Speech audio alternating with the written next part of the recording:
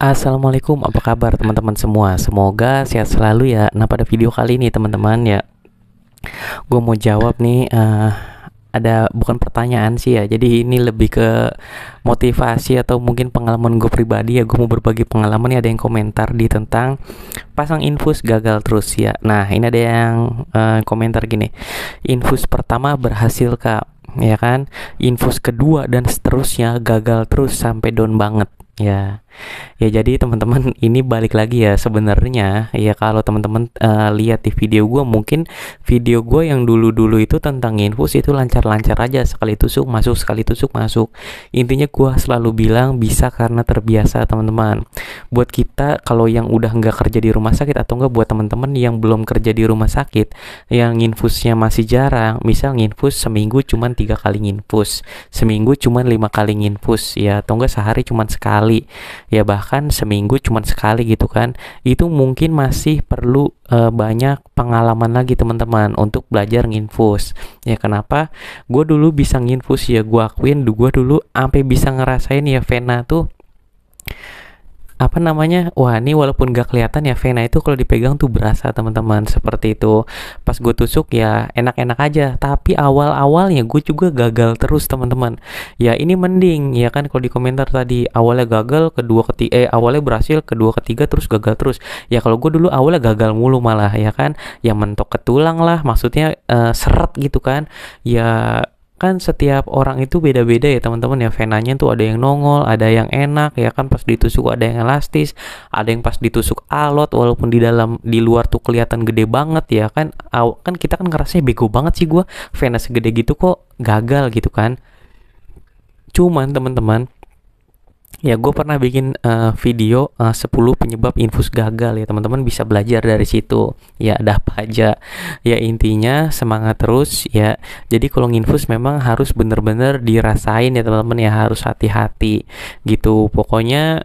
Intinya gue bisa karena terbiasa. Nah sekarang pun setelah gue udah nggak kerja di rumah sakit, ketika gue menginfus lagi teman-teman, itu gue tuh suka tremor lagi teman-teman, suka beberapa kali tuh gagal dan gak langsung dapet padahal venanya kelihatan ya. Nah di sini menandakan memang kalau nginfus itu bisa karena terbiasa ya, gue sering banget bilang kayak gitu ya. Terus ada lagi nih yang komentar, aku juga sering gagal dan sedikit berhasil saat infus, rasanya tuh sedih banget ya.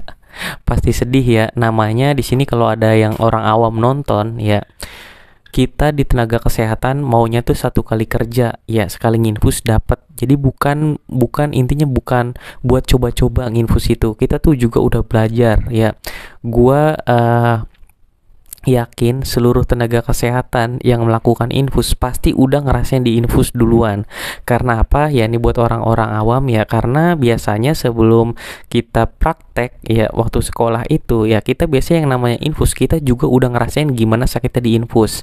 Gue pribadi hampir di seluruh area tangan itu udah pernah ya. Di sini gue pernah, di pergelangan tangan pernah, di brachialis di siku gue pernah ya. Di sini pun mau di area kelingking pernah, di sini pernah ya, tangan kanan dan kiri. Gue cuma di kaki belum pernah, karena kan dulu kan kalau praktek kita gantian kan sama teman kita, coba gue nginfus gitu kan, ada yang gagal ya, nanti kan nyoba lagi di area mana gitu. Nah itu biasanya tenaga kesehatan juga nggak sembarangan kan, kebanyakan pasien tiba-tiba udah langsung komplain aja, bisa nggak sih nginfus ya. Kita juga kerjanya mau sekali gitu ya, bukan mau main tusuk-tusukan gitu. Nah saran gue buat teman-teman tenaga kesehatan, misal kalau kerja di rumah sakit udah 2 kali infus gagal, langsung ganti pemain, jangan diterusin sampai 3-4 kali, nanti pasiennya trauma. Karena kasihan juga ya, kasihlah ke lebih yang kompeten ya, dalam artian bukan sekedar kompeten ya, mungkin yang lebih senior gitu kan. Kadang ada kok, waktu itu gue di rumah sakit senior aja waktu itu bisa sampai 8 kali tusuk nggak dapet teman-teman ya, karena bayi dehidrasi itu aduh udah sulit teman-teman ya, karena jarum sama pembuluh darah itu besaran jarumnya ya. Itu banyak sih kejadian kayak gitu ya. Jadi memang tidak semudah itu nginfus ya. Mungkin kalau yang lihat di video enak banget sih nginfus langsung dapat, nggak semudah itu gitu. Oke, ada pertanyaan lagi nih, kepo banget pengen tahu rasanya di infus gitu. Wah, ini pasien biasanya yang komen kayak gini ya. Di infus itu nggak enak ya, buat apaan sih di infus ya? Kadang-kadang orang pengen banget infus multivitamin ya. Sekarang banyak banget vaskes yang apa namanya, ayo infus multivitamin antibody segala macem. Kalau gue pribadi gue nggak setuju ya.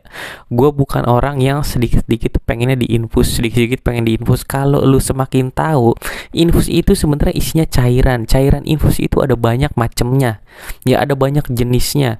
Vitamin itu lu bisa dapetin dari buah-buahan ya. Buat apa lu minum vitamin, apa infus vitamin ya? Menurut gue pribadi ini sih apa namanya, opini gue ya, terserah sih kalau teman-teman beropini atau nggak berpendapat lain ya. Tapi kalau gue pribadi, gue mendingan suka ya, mendingan lu makan jeruk, makan pisang, makan buah ya, kecuali lu sedang sakit dan memang perlu support vitamin, nah itu nggak masalah. Tapi kalau orang-orang sedikit-sedikit infus, kayaknya habis diinfus enakan, apalagi kalau orang yang awam banget nih katanya gitu, kalau sakit kayaknya kalau belum diinfus belum sembuh. Infus itu isinya hanya cairan teman-teman ya, ada NaCl, ada RL, ada D5, D10 ya, itu tuh ada rasanya juga ya. Maksudnya bukan rasa apel, stroberi, bukan ya kan. Kalau NaCl biasanya asin ya. Gue pernah ada bikin video minum NaCl langsung ya, itu asin karena isinya natrium gitu kan. Ada RL, ada D5 itu manis karena ada glukosanya.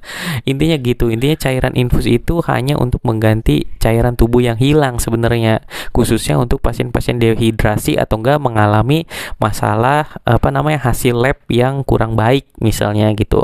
Apa glukosanya rendah ya dikasihnya infusnya isinya glukosa, natriumnya rendah ya dikasih infus yang NaCl gitu kan.